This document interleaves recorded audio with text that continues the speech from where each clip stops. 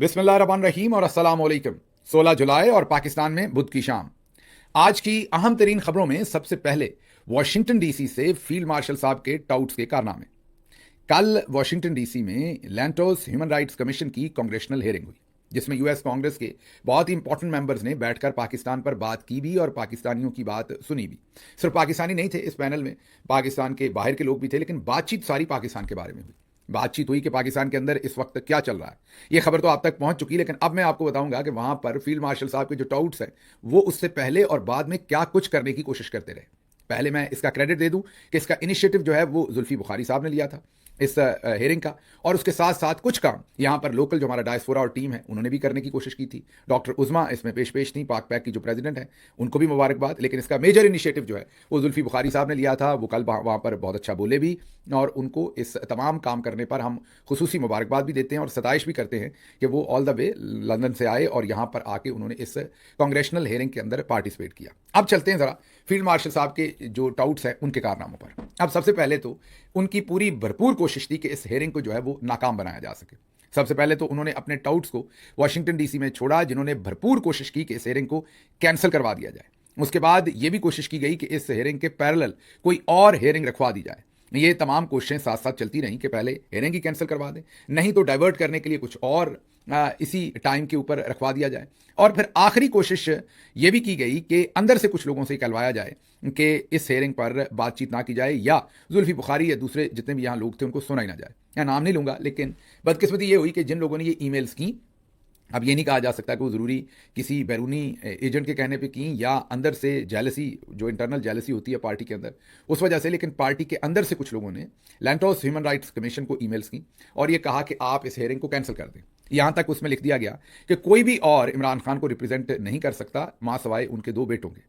जो उनके दो बेटे आएंगे वो उन्हें रिप्रेजेंट करेंगे, बाकी कोई ना करे। इसलिए आप इस हेयरिंग को फिलहाल ख़त्म कर दें और हम इंतज़ाम कर देंगे, आपको उनके बेटे आकर बात करेंगे। हालांकि ये बिल्कुल उनके बेटों को आना चाहिए और उसके लिए एक अलग से हेयरिंग का इंतज़ाम किया जा सकता है, और हम 1-2 हफ्ते के अंदर उसका इंतज़ाम या 3 हफ्ते में इंशाल्लाह कर सकते हैं, दोबारा से कर सकते हैं। तो ये समझ नहीं आई कि जो एक इवेंट पहले कई महीनों से जिस पर काम जारी था उसको कैंसिल करवाने का मकसद क्या था। बहरहाल इंटरनल वो जो ईमेल एक बहुत ही मेरे ख्याल में तो मुतबर शख्सियत है उन्होंने की, और अमेरिका में एक रिवाज है कि जब आप ऐसी चुगलियां लगाते हैं तो अक्सर अमेरिकी सिस्टम जो है वो जिसके बारे में चुगली लगाई जाती है उसको वो बता देता है या फॉरवर्ड कर देता है।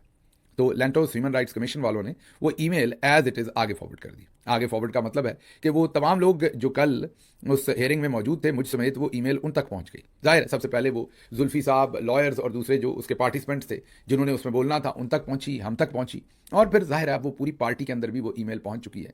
मैं अभी तक हैरान हूं कि आप ऐसे कैसे कर सकते हैं। हाँ, मैं ये इस ईमेल वाले वाक़े को मैं खुसूसी तौर पर जर्नल्स के साथ नहीं जोड़ता। उनकी तो मैंने आपको बता दी कि ख्वाहिश ये थी कि हेयरिंग हो ही ना पहले, या इसके पैरेलल को और हेयरिंग हो जाए, और तीसरी भी उनकी ख्वाहिश थी, मैं आगे बताता हूँ। लेकिन ये जो ईमेल वाला मामला है ये मुझे इंटरनल जेलसी ज़्यादा लग रही है कंपेयर टू इसमें कोई जनरल साहबान का इनिशिएटिव। तो ये कुछ दोस्त ऐसे जो जिनको ये समझ नहीं कि टीम वर्क करके आप ऊपर जाते हैं या आप दूसरों के साथ काम करेंगे तो ऊपर जाएंगे। आप दूसरों को नीचे खींच के अपने बराबर लाकर अपना कद बड़ा ना कीजिए, बल्कि अपना कद बड़ा कीजिए और मजीद काम कीजिए ताकि आपकी सताइश हो सके। तो वो जो ईमेल थी वो दायर है उस शख्सियत के लिए खासी हजीमत का बायस बना, क्योंकि डॉक्यूमेंटेड प्रूफ आ गया, वो ईमेल आगे फॉरवर्ड भी कर दी गई। अमूमी तौर पर तो ऐसी ईमेल्स छुप के लिखी जाती हैं और छुप के की जाती हैं ऐसी ईमेल्स चीज़ों को नुकसान पहुंचाने के लिए, और उनको भी यही लगता था कि ये छुपी रहेगी ईमेल, क्योंकि वो तो लैंटोस ह्यूमन राइट्स कमीशन को भेज रहे थे ये ईमेल। उन्हें नहीं पता था कि ये ईमेल लीक हो जाएगी और ये उन तमाम लोगों तक पहुंच जाएगी जिन्हीं के खिलाफ हम ये ईमेल कर रहे हैं। तो खैर उनके लिए खासी हजीमत भी है, सबक भी है उनके लिए कि ये काम नहीं करना चाहिए और देखने, लेकिन मेरा नहीं ख्याल कि वो आइंदा भी इस काम से कोई सबक हासिल करेंगे हमारे वो दोस्त, क्योंकि मैंने बार बार यही देखा है कि शायद कोई अंदर कुछ तिश्नगी है या किसी और को एहतराम मिल रहा हो, इज़्ज़त मिल रही हो, तो वो बर्दाश्त में नहीं है। मेरी नहीं समझ के वजह क्या है। तो भारत ये एक बहुत बड़ा डिबैकल हुआ, एक बहुत बड़ी ईमेल जो लीक हो गई वो पकड़ी गई, और इसके साथ साथ जो असल बात इसमें थी वो आपको बताते हैं कि जनरल आसिम मुनीर साहब के जो यहाँ टाउट्स थे वो हर तरह के हैं, वो मीडिया के भी हैं, वो सियासी भी हैं, वो लॉबियस्ट भी हैं। उनकी एक ही ख्वाहिश थी, और वो ख्वाहिश उनकी ये थी कि किसी भी तरह से जनरल आसिम मुनीर का नाम इस हेयरिंग के दरमियान ना लिया जाए। सारी बातचीत करें, आप मिलिट्री इस्टेब्लिशमेंट कहें, आपने तनकीद करनी है तो आप पाकिस्तान में मौजूदा रजीम, मिलिट्री इस्टेब्लिशमेंट कह के, या चले ज़्यादातर जनरल्स कह लें, लेकिन आसिम मुनीर साहब का नाम मत ले, ये कहा गया। फिर यह भी ख्वाहिश की गई कि वहां अरशद शरीफ के कत्ल या शहादत को उस तरह से ना कहें कि उसको असैसिनेट किया गया, बस ये कहें कि बस कत्ल हो गया अरशद शरीफ। उसको भी लिंक ना करें किसी के साथ कि किसी ने असैसिनेशन की। इसी तरह इमरान खान के ऊपर जो असैसिनेशन अटैम्प्ट है उसको भी लिंक ना करें कि फलां ने करवाई। तो ये कुछ ख्वाहिशें थी जो की गई, और जाहिर है वो ख्वाहिशें ऐसी शख्सियात से ही करनी थी जिन्होंने इस पर कोई फैसला साजी करनी थी, उनसे हमारी इतलात के मुताबिक ये ख्वाहिशात की गई। और वो अब आप जज हैं कि वो ख्वाहिशात पूरी हुई या नहीं हुई, उस पर तो मैं कोई कमेंट नहीं करूंगा। लेकिन बहरहाल तमाम तर कोशिशों के बावजूद ये हेयरिंग ना रुक सकी। हेयरिंग भी हुई, वहाँ पर जुल्फी बुखारी साहब ने बहुत अच्छी टेस्टमनी भी दी और भरपूर हेयरिंग थी। हम सब वहाँ मौजूद थे, मैं भी मौजूद था, वहाँ पर कासिम सूरी भी मौजूद थे, दूसरे अकाबरीन भी वहाँ पर, डॉक्टर मोईद पीरज़ादा और बहुत सारे दोस्त वहाँ पर मौजूद थे। और ये हेयरिंग इससे पहले भी आपको पता है कि कई दफ़ा यहाँ पर अमरीकी कांग्रेस के अंदर पहले भी हेयरिंग हो चुकी हैं। अक्सर आपका सवाल ये होता है कि इन हेयरिंग से फौरी तौर पर क्या निकलेगा। फौरी तौर पर कभी भी किसी भी हेयरिंग से कुछ नहीं निकलता, लेकिन एक सफ़र शुरू हो जाता है, एक आप ये कहें कि पर्चा दर्ज हो जाता है, वो पड़ा रहता है, फिर अच्छे वक्त पर वो काम आता है। तो ये तमाम हेयरिंग, ये तमाम जो एक्टिविटीज़ हैं, ये बहुत अहम होती हैं। ये फौरी रिजल्ट्स नहीं देती, लेकिन वक्त के साथ साथ ये रिजल्ट ज़रूर देती हैं। तो जो एक भरपूर कोशिश थी कि इस हेयरिंग को रुकवाया जा सके या इस हेयरिंग के खिलाफ ईमेल्स और वो तमाम चीज़ें नाकाम हुई, और कल ये हेयरिंग होने में कामयाब हो गई। अब चलते हैं ज़रा आगे। ये जो इसके अंदर ख्वाहिश थी कि बस बाकी जो मर्जी करें, हमारा नाम ना लें, इस ख्वाहिश को सोचिए।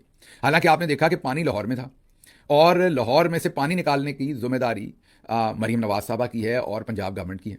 लेकिन साजिद नवाज, चाचा साजिद नवाज ने उसमें फील्ड मार्शल साहब को भी तोहफा ज़रूर भेजा था। वजह क्या? क्योंकि सबको पता है कि फॉर्म 47 पर इलेक्शन लूट कर इन चोरों को हुकूमत में आपने बिठाया हुआ है। तो अब अगर आपको नाम अपना कहीं पर आ जाए तो इतनी आपको परेशानी है कि किसी गंदे काम के साथ मेरा नाम मंसूब ना हो, तो हजूर आप वो काम ही छोड़ दें। मसलन आप ये 9 मई का फॉल्स फ्लैग ऑपरेशन ना करते तो आपका जिक्र इस तरह से ना होता, 26 नवंबर की कत्लो गारत ना होती तो आपका नाम उसके साथ अटैच ना होता, फरवरी का इलेक्शन चोरी ना किया जाता तो आपका नाम उसके साथ अटैच ना होता, मिलिट्री कस्टडी में लोगों पर तशद्दुद और उनके जो जाली मिलिट्री ट्रायल्स हैं वो करके ना सजाएं दी जाती तो आपका नाम खराब ना होता, इमरान खान की गिरफ्तारी, बेगुनाह कैद में इंसानियत सोज मजालम, ये सब ना किए जाते तो आपका नाम जाहिर है इसमें ना आता। सियासत में फुल टाइम मुदाखलत, बल्कि सियासत एक सियासी जमात बना लेना अपनी, और पूरी की पूरी जो मुल्क की सियासी बसात है उसे अपने अंडर कर लेना, और एक अर्दली को वज़ीर आज़म रख लेना, फॉर्म 47 से लोगों को जुतवा के नीचे अपने एक पूरे का पूरा सिस्टम क्रिएट कर देना, और फिर कहना कि मेरा कोई नाम ना ले। इस बात की मुझे समझ नहीं है। कोर कमांडर्स का आलामिया ऐसे जारी होता है, कोर कमांडर कॉन्फ्रेंस का, कि जैसे कैबिनेट की मीटिंग हो, फॉरेन अफेयर्स के सारे इशूज़ उसके अंदर, जो पाकिस्तान की फॉरेन पॉलिसी है उसके सारे इशूज़, कैबिनेट फॉरेन अफेयर्स के ऊपर बात नहीं करती। जो आपका अर्दली है और उसकी जो काबीना है वो फॉरेन अफेयर्स के ऊपर चूं नहीं करती।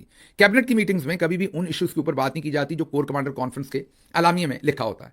तो इससे तो फिर जाहिर है जब आप ये सब कुछ करेंगे, अदालतें लूट लेंगे, इंसाफ के निज़ाम को आप अपनी बांधी बना लेंगे, तो ये इतने गंदे काम जब हमने करने हैं तो फिर नाम तो आना है। लेकिन बहरहाल वाशिंगटन डीसी में उनके जो टाउट्स थे, उनकी ख्वाहिश थी कि किसी भी तरह से आसिम मुनीर साहब का नाम ना लिया जाए। इसके लिए भरपूर लॉबिंग की गई थी, इसके लिए भरपूर कोशिश की गई थी। अब चलते हैं आगे।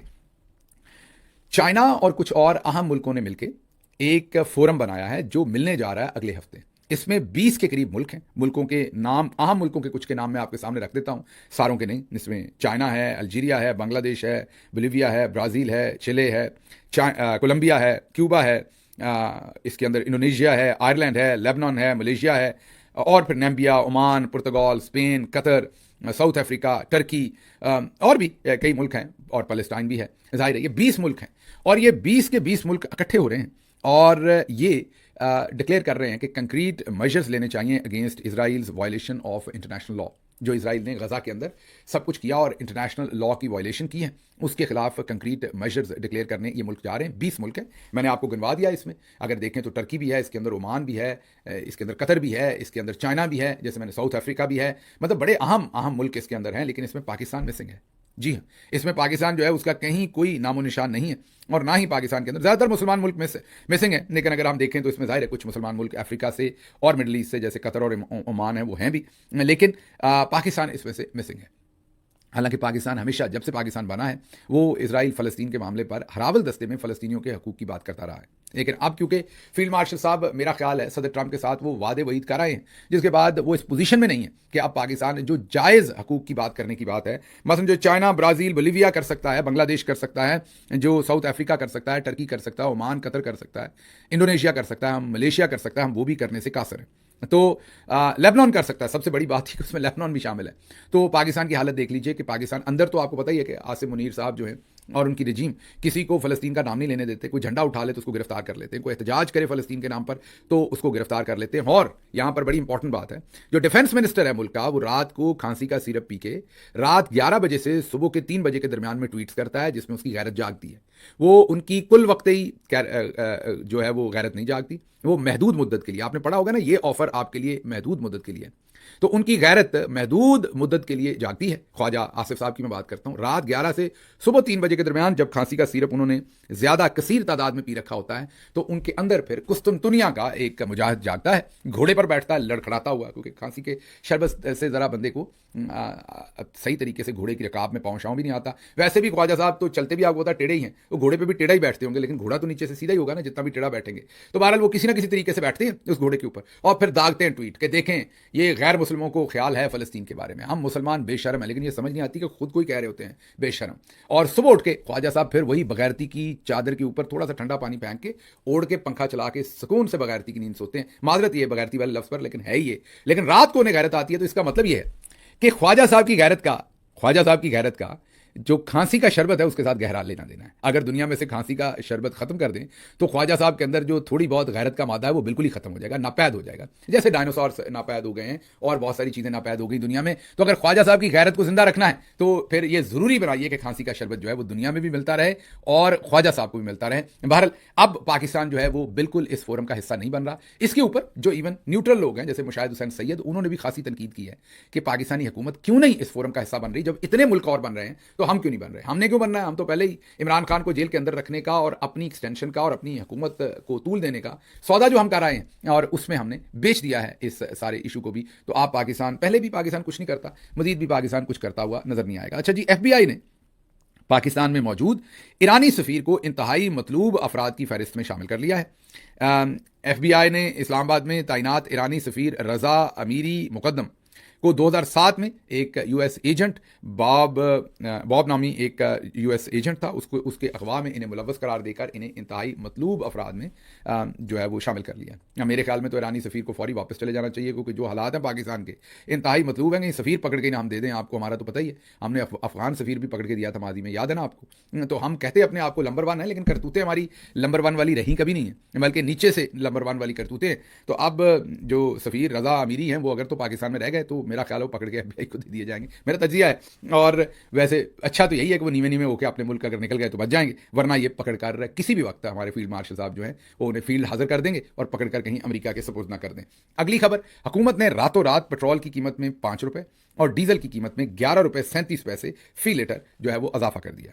अब पेट्रोल की नई कीमत 272 रुपीज़ है और डीजल की नई कीमत 284 रुपये। अब अमेरिका में रहने वालों को मैं सिर्फ ये बता दूं कि अब 1 लीटर पेट्रोल जो है वो तकरीबन $1 का बन गया पाकिस्तान में। 1 लीटर पेट्रोल तकरीबन $1 का। ज़्यादातर आप में से लोग जो हैं वो तकरीबन, अगर मैं गलत नहीं, जो ईस्ट कोस्ट है वहाँ पर ज़रा थोड़ा सा मेरा ख्याल है कि न्यूयॉर्क वगैरह में तो और महंगा, लेकिन नॉर्मली $3 की 1 गैलन है। और अगर आप टेक्सास और इन साइडों पे जाएं तो कई जगहों के ऊपर, या कैलिफोर्निया या और कई जगहों के ऊपर गैस और भी सस्ती होती है, जो मुल्क का वस्ती हिस्सा है, तो तकरीबन $2 में भी गैलन मिल जाती है। तो मतलब अमेरिका से भी दुगनी कीमत के ऊपर तकरीबन दुगनी कीमत पर पाकिस्तान में पेट्रोल और डीजल बिक रहा है।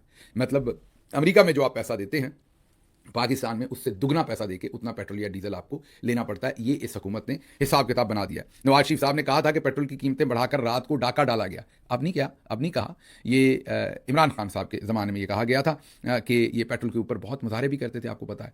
और जब मरीम नवाज साहबा तो ये भी कहती थी कि जब पेट्रोल की कीमत ज़्यादा होती है, बिजली की कीमत ज़्यादा होती है, तो आपका वज़ीर आज़म चोर होता है। पेट्रोल और डीजल की कीमतें इसलिए ज़्यादा होती हैं कि मुल्क के अंदर जो वज़ीर आज़म बैठा होता है वो चोर बैठा होता है।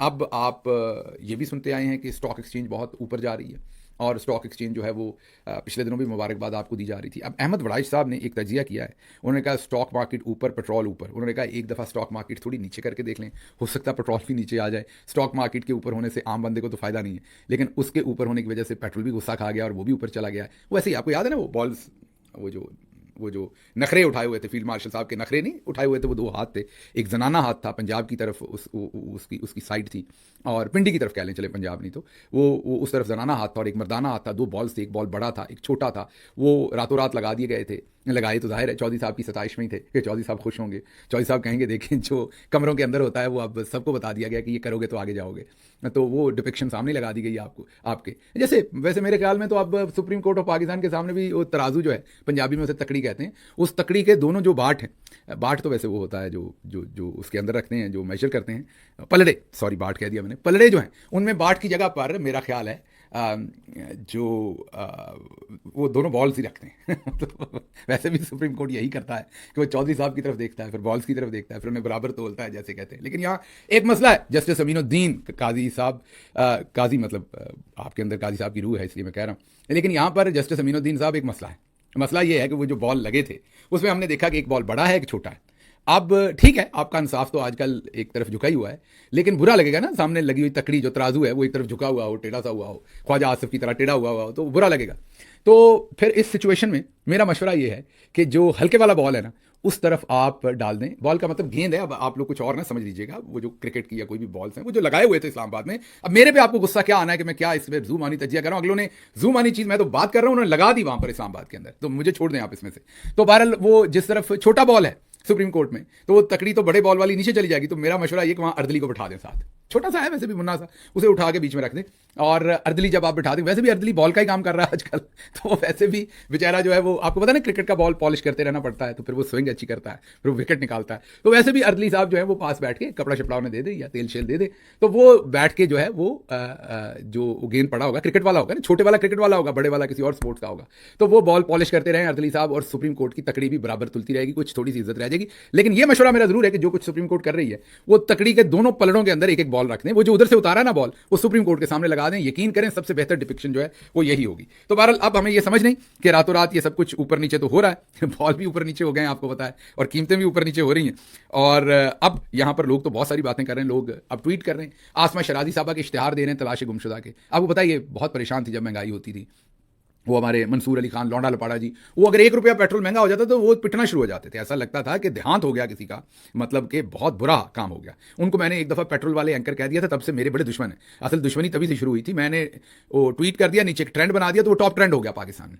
वो जो मैंने पेट्रोल वाला एंकर उन्हें कहा था, मैं हुकूमत में था तो मैंने इन्हें पेट्रोल वाला एंकर कह दिया, तो वो टॉप ट्रेंड हो गया। उस टाइम से मेरे बड़े जानी दुश्मन है, बड़ा उनका दिल है कि बस किसी तरह से भी कोई भी मिसाइल मार के मुझे तो कत्ल ही कर दें, तो इसलिए। लेकिन बहरहाल अब पता नहीं आजकल पैसे इनके पास ज़्यादा हैं, ये जितने भी टाउट थे जो पेट्रोल के ऊपर बड़े तड़पते थे, या बगैरत हो गए हैं, माजरत इस वर्ड के लिए, बगैरत का मतलब है कि वो पेट्रोल के जो इनके पैसे, उनकी बात कर रहा हूँ, इनकी बात नहीं कर रहा, मतलब वो जो पैसे इनके हैं वो बेगैरत हो गए, मतलब अब जब ये उन पैसों को खर्च करते हैं तो पैसों को कोई फिक्र नहीं है कि हम ज़्यादा लग रहे हैं या कम हो गए, उनकी गैरत ज़रा कम हो गई है, क्योंकि अब ये नहीं बोलते, उस ज़माने में बहुत बोलते थे, 1 रुपये भी बोलते थे, अब 11-11 रुपये, पिछले 15 दिन पहले भी 11 रुपये ऊपर हुआ था, अब दोबारा 11 रुपये ऊपर हुआ है, तो कोई आपको बात करता हुआ नजर नहीं आएगा, कोई उस तरीके से वावेला में चाहता नजर नहीं आएगा। ठंड प्रोग्राम है, इनको किसी किस्म का कोई प्रॉब्लम नहीं है। ये भी ध्यान में रखिए कि इमरान खान के ज़माने में जो इंटरनेशनल मार्केट में पेट्रोल की कीमत थी वो तकरीबन $120 फी बैरल तक थी, और इस ज़माने में 60, 65, 68 यहाँ पर है, तो आधी कीमत है इंटरनेशनल मार्केट में पेट्रोल की, और पाकिस्तान में दुगनी कीमत से भी ज़्यादा है, जो इमरान खान के ज़माने में कीमत थी उससे अब दुगनी कीमत है,